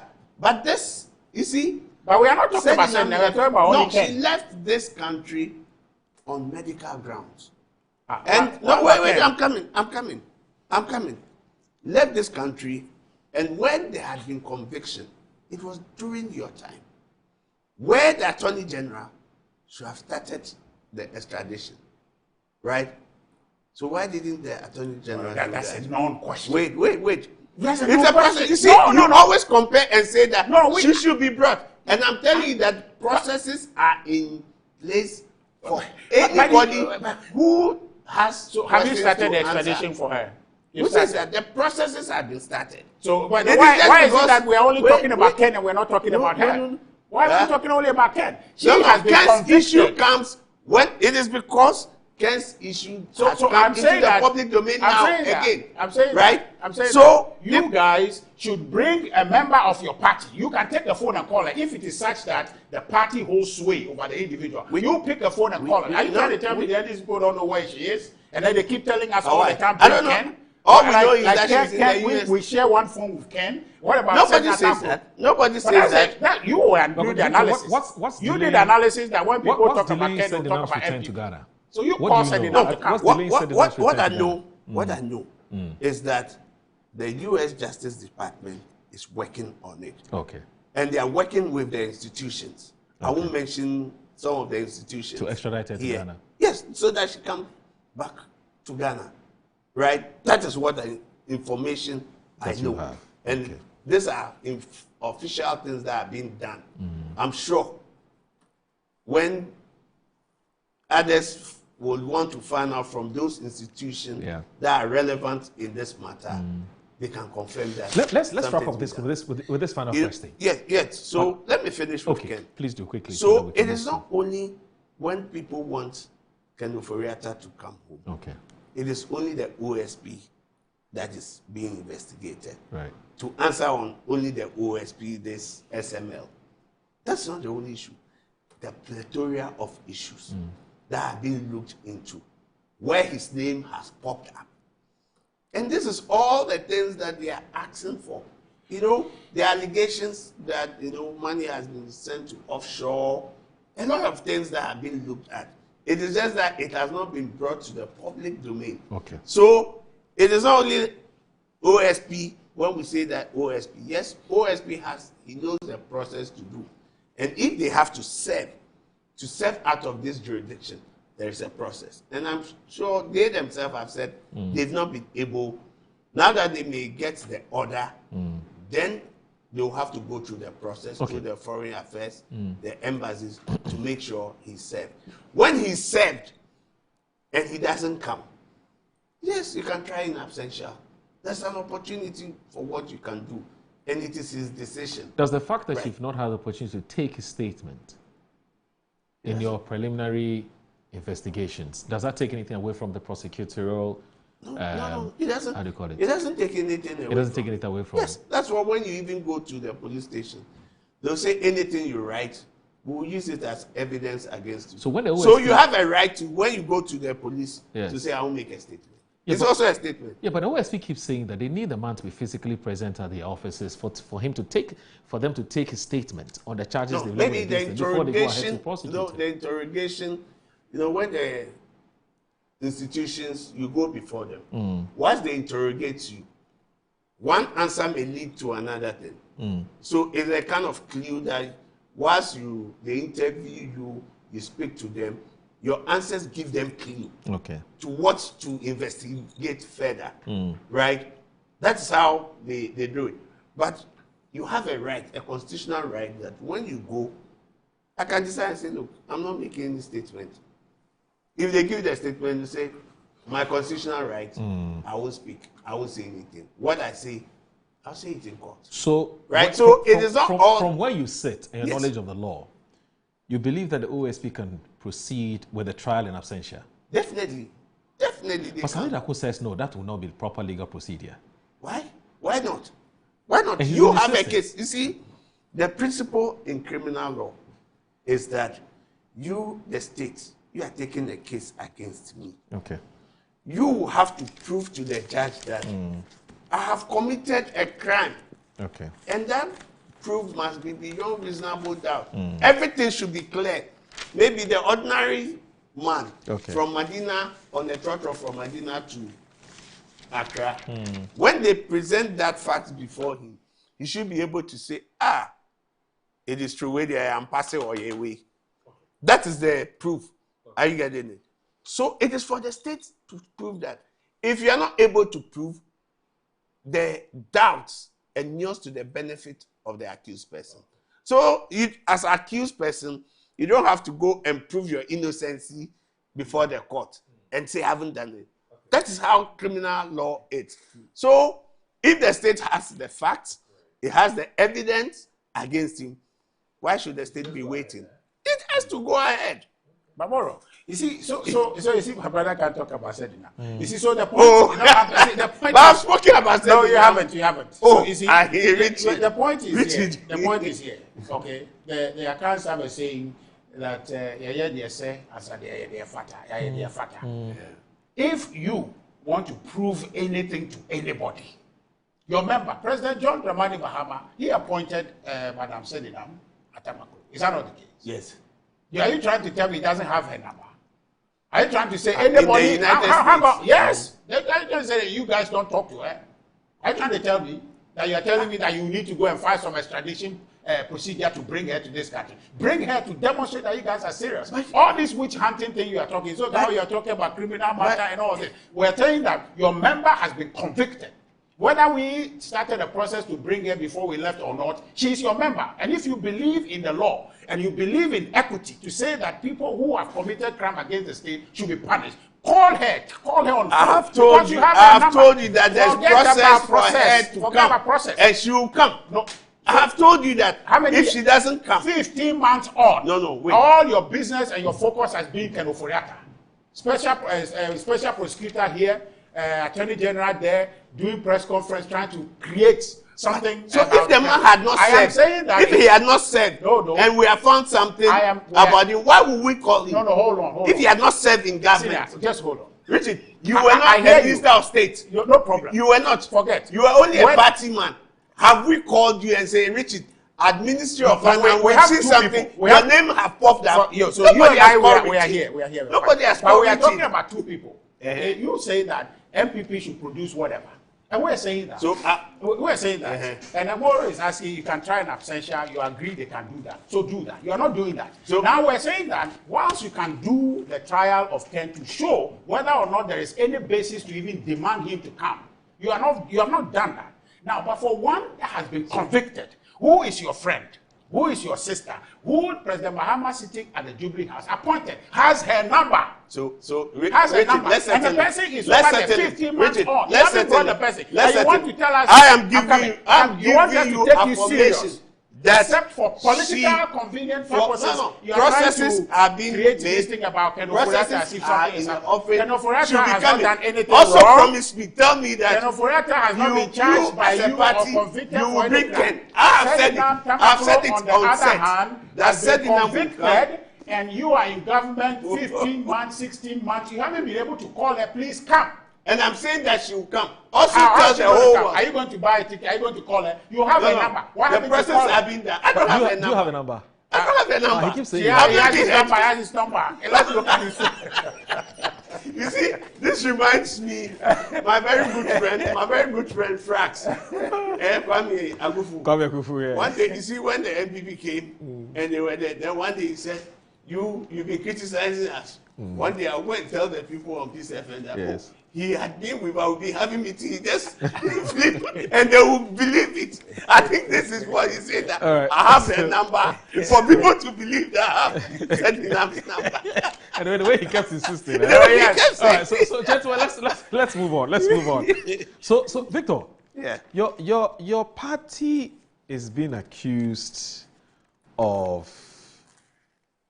doing a U-turn on your posture and your stance on having an anti-LGBTQ plus bill, which hopefully should become law. Yes. And that when you were in opposition, you mounted a lot of pressure on the erstwhile administration at the time the President Akufo-Addo to sign a bill which had been passed in Parliament. And you gave a plethora of reasons why Nana Addo should have signed that bill. Nana Addo didn't sign it. He cited some reasons. You are now in power. And that has been 1 year, 4 months. Your critics, including the MPP, are saying that it appears that you have all of a sudden developed a cold feet. The kind of what we call the kind of zeal, you know, that you're attached to this whole LGBTQ thing appears to have sort of vanished into thin air. And that's what has really changed. In fact, there's a man called Most Reverend Professor Kwabena Asamoah Jedu, who has moderator been, for the Presby. Methodist bishop, who is saying that LGBTQ plus Bill U10 don't belittle our intelligence. Methodist bishop to government. Now, he has been responding to a statement which has been attributed to the Minister for Government in charge of government communication, also the spokesperson for the President, that as we speak, the LGBTQ conversation or matter is not a matter which is a priority for Ghanaians. and that at the right time, the right decisions will be taken. The bill will see the light of day in Parliament, and the subsequent actions that ought to be taken in terms of, signing it into law and all of that would happen. But for now, he doesn't think that when Ghanaians wake up in the morning, they are thinking about LGBTQ. They're thinking about other things which bothers more on bread and butter. And so, based on that comment, the Methodist bishop has had to react to Felix Ofosu-Kwakye's comment. Now, the story here says that Neskofi Edu says, the presiding bishop of the Methodist Church Ghana, Most Reverend Professor Kwabena Asamoah-Gyedu, has criticized comments by the Minister for Government Communications, Felix Ofosu-Kwakye, describing them as dismissive and out of touch with public sentiment on LGBTQ plus issues. Reacting to the media report in which the minister suggested LGBTQ plus issues are not a major priority for Ghanaians, Reverend Professor Asamoah-Gyedu questioned the basis of the claim and called for honesty from government officials. Which Ghanaian is this minister referring to? Did we miss a poll on this matter? He asked in a Facebook post. If you have softened your stance on the issue, just tell us. Don't belittle everyone's intelligence. Please be serious, the presiding bishop asserted. Reverend Professor Asamoah-Gyedu invoked a line from the national anthem urging Ghanaians to cherish fearless honesty, stressing the need for sincerity in public discourse, particularly on morally sensitive issues. He explains that while his position is not condemnatory of LGBTQ plus people, it remains grounded in Christian doctrine. He reiterated that Methodist Church Ghana holds the view that alternative sexual lifestyles are inconsistent with the scripture. The God we serve is a God of love, compassion, and inclusion.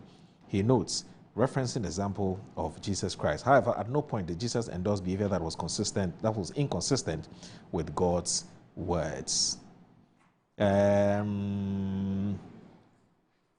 Meanwhile, the chairman of the board of trustees of the Full Gospel Church International, Bishop Dr. Samuel N. Mensah, has also called on President Mahama to publicly reaffirm his stance. In a statement issued on April 1, Bishop Mensah said his appeal was based on assurances the president gave during engagements with the clergy ahead of the 2024 elections. Richard, let me start with Richard because you have just finished talking. So let me start with Richard. Richard, the MP for Asin South, Reverend Nitin Fojo, held a news conference and criticized the government for making a U-turn and saying that they've not been consistent with this principled stance that they took on LGBTQ, and that the NDC government has done what he calls was swerving Ghanaians on this LGBTQ matter. Of course, that's the minority stance on this matter. I don't know whether if that's the MPP stance on this matter, but you're here. What do you make of this whole back and forth?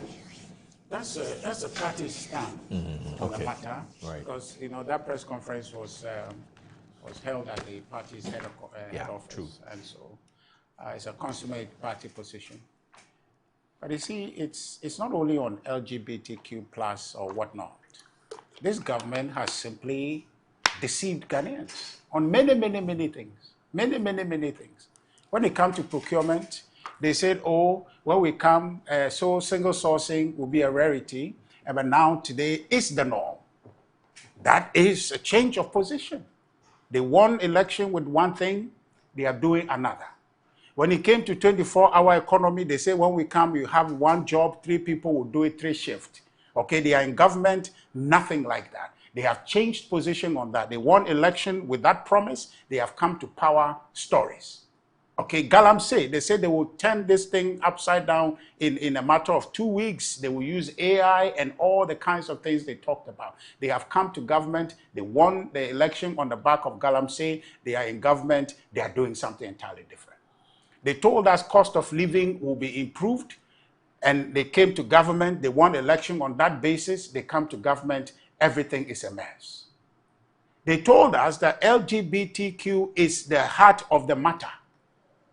The NDC won the election because they campaigned on LGBTQ. Sam George, who is the Minister for Communication, you can't hear the man. The man is lost. Even salt, if it dissolves in water, you can taste it. You can't taste Sam George anywhere. You can't smell him. Have you seen his comment on this? Forget about comment. We want to hear him. He said that, you hear him. No. You see, what Sam George said, why you can't see, hear, smell, and taste him, is because Sam George told us that His Excellency John Dramani Mahama will know no peace. What does that mean? That's consequential statement. John Dramani Mahama, His Excellency, will know no peace until he deals with this matter. But today, he knows more than peace. He knows more than peace. It's actually peaceful. If you're looking for a definition of peace, His Excellency John Dramani Mahama is peace. Because some judge has disappeared. On this matter, they won the election. The clergy were behind him, praying, creating the false impression that once we deal with LGBTQ and Akufo-Addo, Ghana is heaven. That's what they created. And he was being prayed for everywhere. I don't know if he was carrying pillow in the back of his car. Everywhere he got to, they put pillow down, he kneeled down. Everywhere he got to, there was pillow. And he was kneeling down, they were praying for him. And he won the election. Like the presidential seat. Well, they can say that, but that's in the past. But I'm talking about the pillow he was kneeling on, and now he used Christianity. He used religion, he used tradition. Okay, he used Islam. He said that he is a Christian and that his faith as Assemblies of God, whatever, does not allow him to, behave in a certain way. When we knew President Mahama was laying on the same bed with, what's the name? This gentleman who is the advocate for gay and gay rights. What's the name? This American man.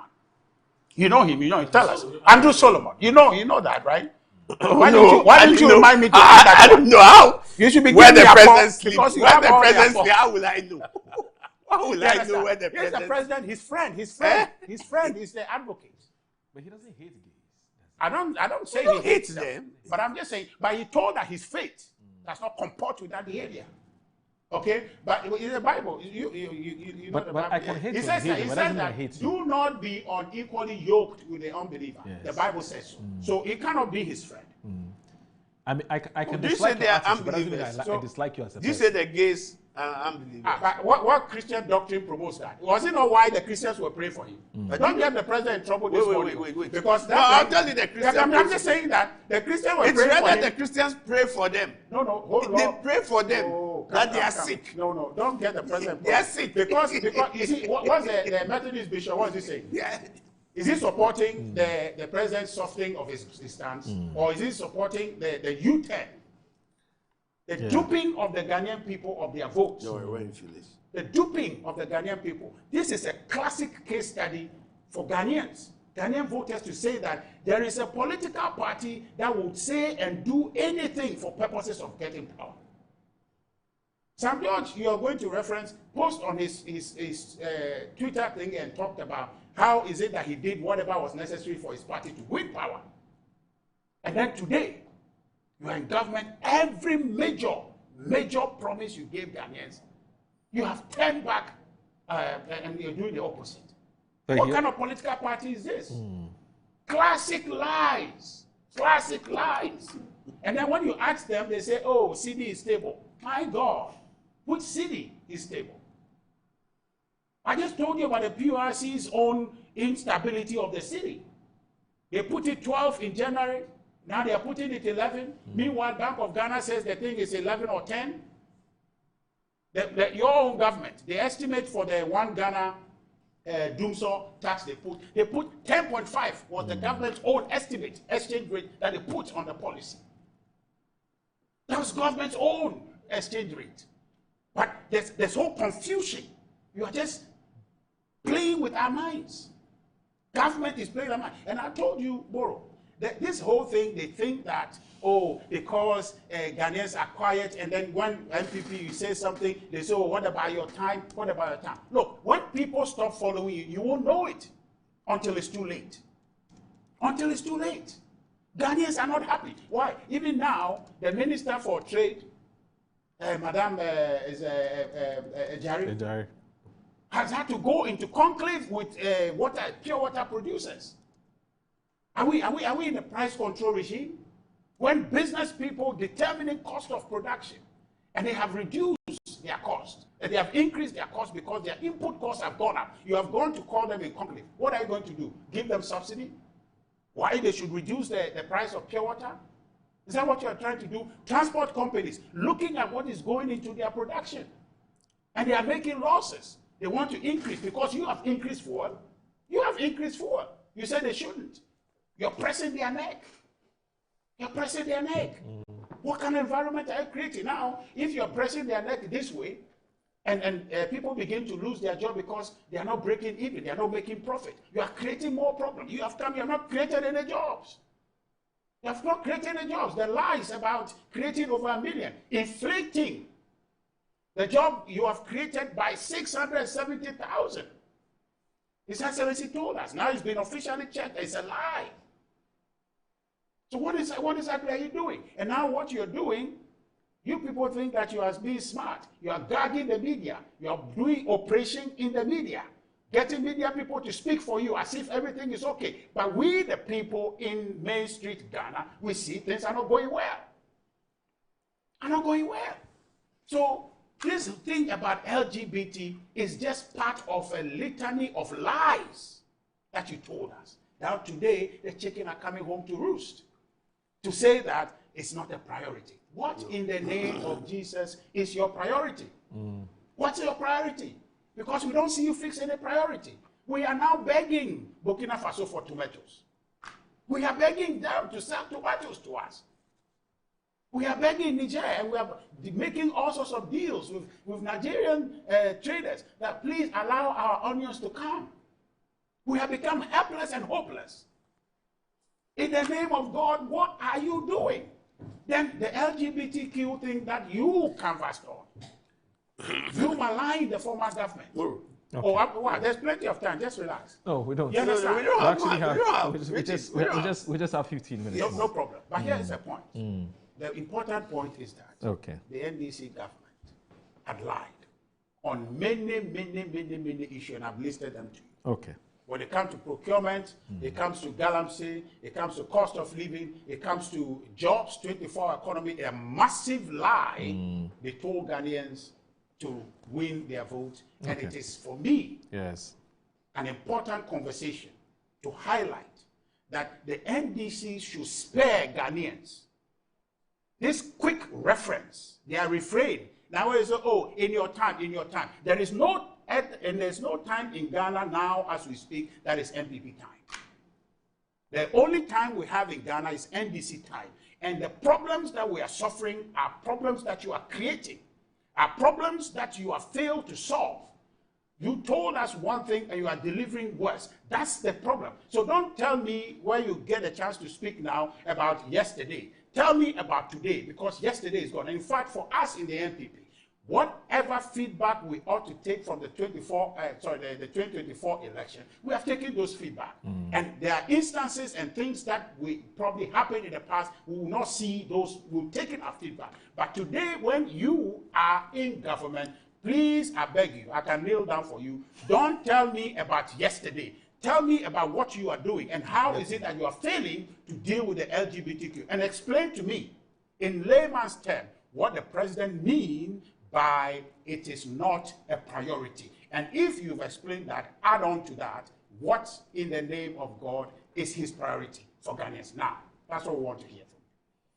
All right. Let me just do this quickly before you come in. Okay, let me allow you to come in, and then I'll use the rest of the 5 minutes to read the messages. Yes. We just have 12 minutes to go. Well, thank you. Yes, sir. On this issue of the LGBTQ matter, right, I want to also reaffirm, as the president himself has reaffirmed to the clergy and to the public, that this LGBTQ issue definitely will see the light of the day. You're still committed? Oh, yes. Okay. You see, government runs for 4 years. It doesn't just 1 month, a year. There are policies, there are things that have to be put in place. This LGBTQ matter, the bill, suffered some issues of legalities, right? And the issue was, should we continue just to go ahead and assent to the bill, or it has to be a new bill that will have to be sponsored and go through the stages of lawmaking, right? This issue, when the president said first that they will have to look at it, obviously it came clearly from the Speaker of Parliament that the 8th Parliament is dead and gone. It started from the 8th Parliament. So they cannot just assent to it because that bill was in the 8th Parliament. So once it has not been assented to, it should have to be a new bill. And I think there was debate on all this issue, and the Speaker ruled on the matter. So now it has to go through the process again. Now, once it has to go through the process, now government itself wants to introduce the bill, not again maybe as private members' bill. So it's not like few MPs gathered and introduced the bill. Now government itself wants to sponsor, because you remember when the bill was being sponsored by the private members, the former Attorney General and the rest came and said that they have not complied with the financial assessment as it's stated in Article, I think 106 to 108 there, that for any bill that has to come, it must be accompanied about the financial assessments analysis to see what it will cost. And they raised that issue. And now government says that I'm going to sponsor the bill myself. That is the issue where this LGBT has stalled. Has stalled.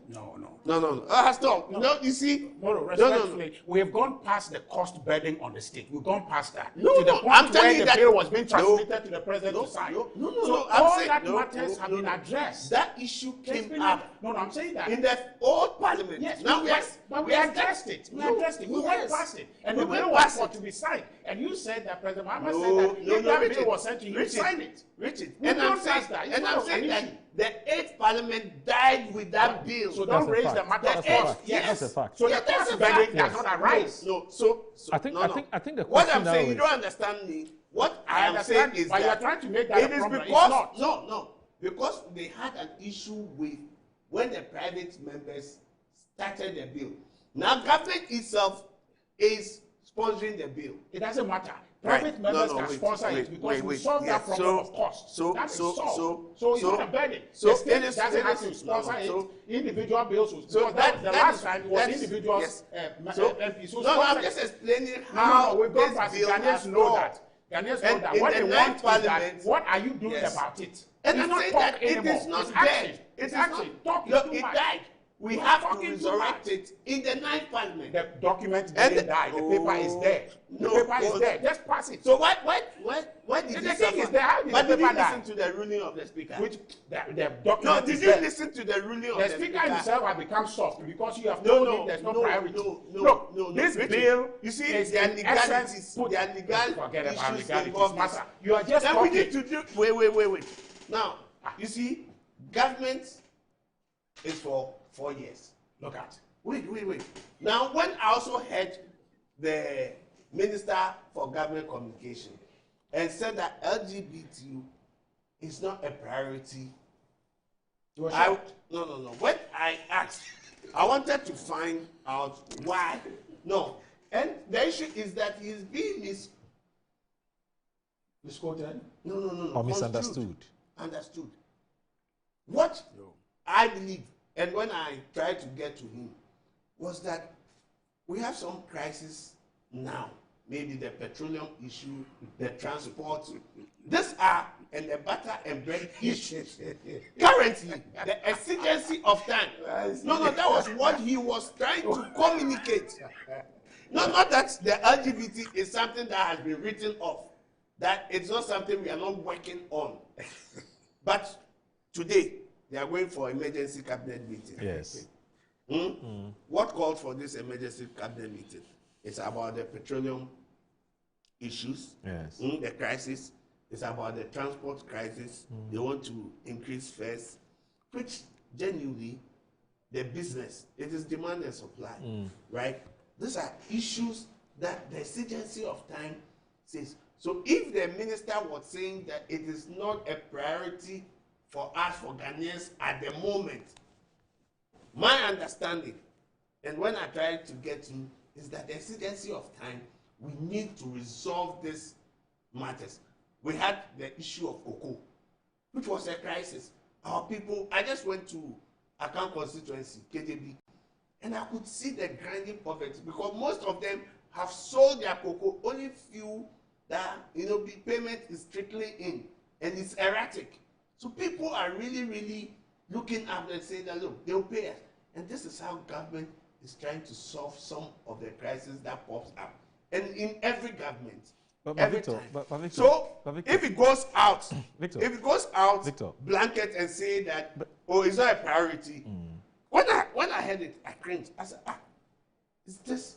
But when I went back to find out what actually the minister wanted to communicate, was that we have some matters, pressing matters that we are looking at. Okay. And it is not like it is off. Okay. And I can tell you that bill, still government is sponsoring it, is at Parliament. All right. Maybe the speed at which we are looking at it to be done, maybe that's the kind of speed that we are not seeing the LGBT being done. All right. But the president himself has affirmed and it will be done. The president himself is the one saying it's not a priority. Let me bring in. Did the president the minister is with, the minister said that. Is only so echoing. And I'm also telling you what the minister. The minister is only echoing the president. Okay, president is the one who is giving guidance, and the minister is only echoing. So the good point you have made is just say that this thing is bad.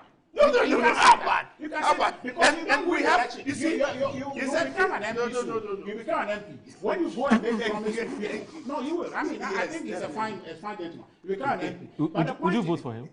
Would you vote for him? Okay. But I'm saying that when you make promise to people, you deliver. Okay. The promise you made, Gentlemen, which led to your winning the election, you are reneging on that promise, and you should be able to say when we that talk it is about wrong. soul sourcing. Say it's wrong. No, let me bring in. Yes, you are very right. Just say it's wrong. Oh, that's all. But what is the color of the? If you are celebrating and you are not telling the truth, is that celebration? Just say a very That's celebration. Okay, so let me bring in our viewers quickly. Yeah. So Kojo Tumbuafo, Richard's very good friend. Usual suspect. Why? He has been activated. No, God. Looks like no Kojo to talk. He's actually praising you. So he says, Moro, good morning. Can you kindly ask the janitor at the offices of the Scandal Development Authority, Richard Anyagba, why they didn't bring Sedinam Tamaklo Atieno home to Ghana themselves?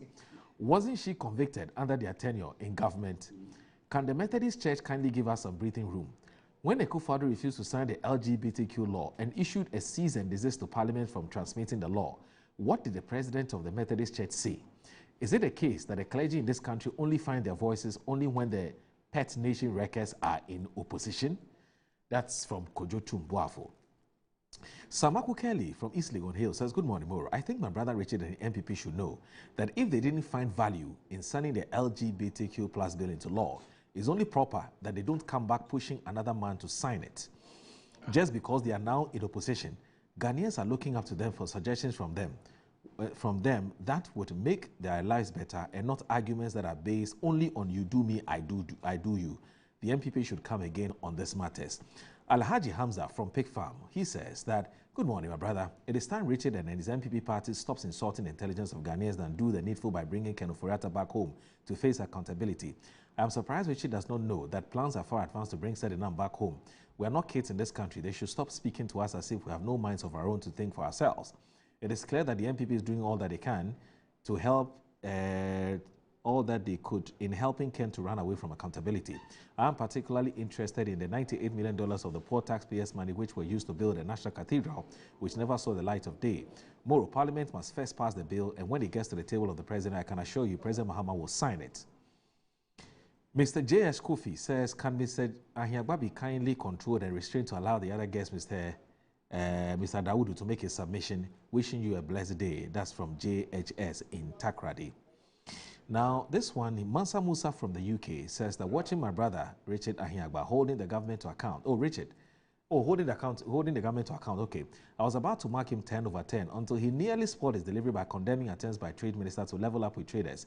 I cannot disagree with Richard on many of his attacks on government misperformance on the eyes of the opposition. But to find fault with trade minister's effort to ask traders not to escalate prices of goods isn't clever. This is what governments do. Tell my brother Richard not to overspeak or he will spoil the quality content of his message. Good morning from Mansa Musa. Prince Kumoji says Richard was talking about trade minister meeting with water producers and asking them not to increase their price, and for him, it seems we are in a price control regime. Is he saying that the government has never met with some of these stakeholders to discuss issues of the activities affecting Ghanaians? Mark Kojobuafo from the United States of America says, good morning, Moro. If Ken should set foot in Ghana, his bail conditions will be provided by two sureties. One should own a 12-acre cocoa farm located at Teshi. Impossible. The other should provide a property worth $10 billion US dollars and located at Ashaman. Another impossibility. Bail conditions need not be a punishment. Oh, Mark. Now, Timothy Goba of the Daily Graphic says, Moro, I'm getting confused on this LGBT thing, yo. Is the bill on the table of the President Mahama yet? Is the President now a parliamentarian? That's Timothy Goba. Now, Prince Henry, who is aspiring NDC Regional Communications Officer for Eastern Region, says Ken Ofori-Atta's actions have proven to us that he has really swindled our beloved country in terms of causing financial loss to the state. Why is Ken running away from his own shadow? The more the MP defends Ken, the more Ghanaians see the MPP as a corrupt political party. Dr. Bawumia can't call out Ken because he's afraid people around Ken will expose him, Dr. Bawumia. MPP is a nation wrecker, simple as that. And then finally, this one from Eben from Kwabenya. It says, Mr. AJ, Honorable Ayene, I hope you heard the news about the release of Ken Ofori-Atta from ICE. Are you bringing him through extradition? Or it said a concerned Ghanaian wants to know. Greetings to Honorable Julius Debra, Chief of Staff, Peter Akwesi Mensa of Temashipia, and Honorable MC Agbo of Ghana East. Anyway, and then Ali Hureya says that I think the President is right by saying LGBTQ plus is not a priority.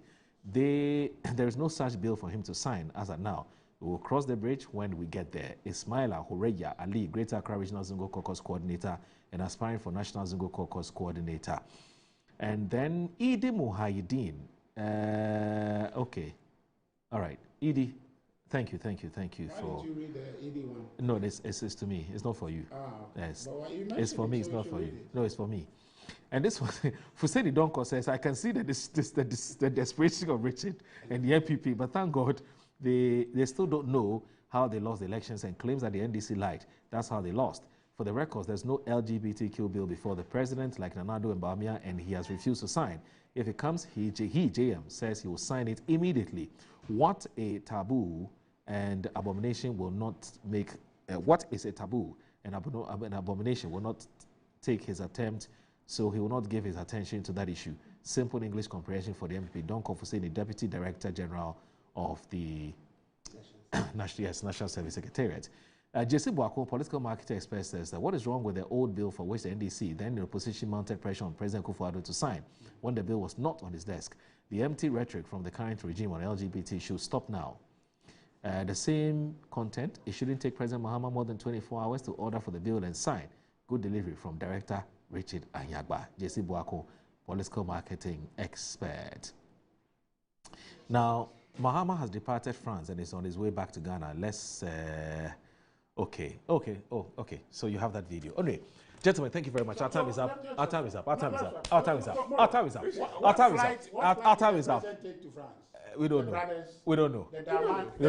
So discover MNC Group Global, your number one partner in minerals and food commodity trading, real estate development, general logistics, procurement, management consultancy, investment advisory, import and export. They have headquarters in East Legon. They have one in Hong Kong, in Guangzhou, in China as well, Johannesburg in South Africa.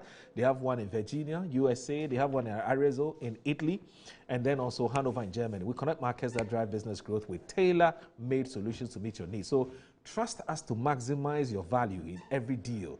Call us 0302-998-246, 0302-998-246, or 026-5505337, or 056 103-2252. MNC Group, totally reliant.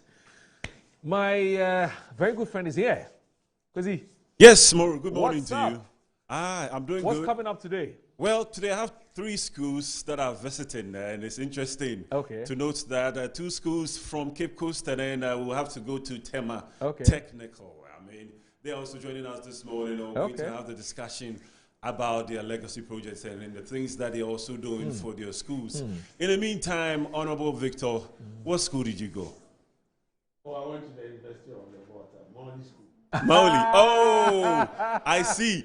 Okay, so they've been here actually. They've been here actually. Yes. When they had their celebrations, we were there to actually support them. Yes, they had their 75th, and I think about 2 weeks ago, we were there to actually support them, and it was a wonderful time that we had over there. So I mean, congratulations to you too, and I hope that you join us the next time as we continue to have this wonderful time. Definitely, I'll let the president of the association, the alumni. Next time, you should be the guest on our Thank show. you. All right, so this is Richard, he has an issue. Okay, he said, when are we bringing 3 Town?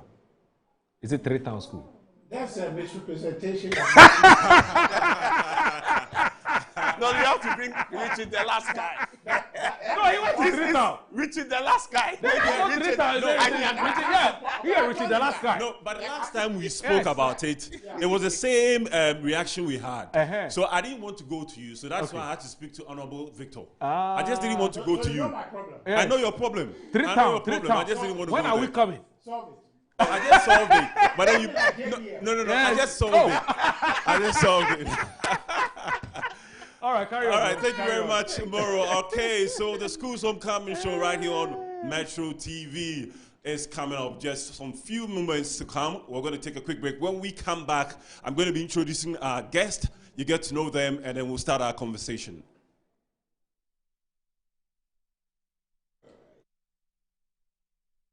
The ideal property shouldn't be a daunting task. At MNC Properties, we believe everyone deserves a place to call home. That's why we specialize in providing affordable housing options under our flagship project, Fresh Property Joy, specifically designed for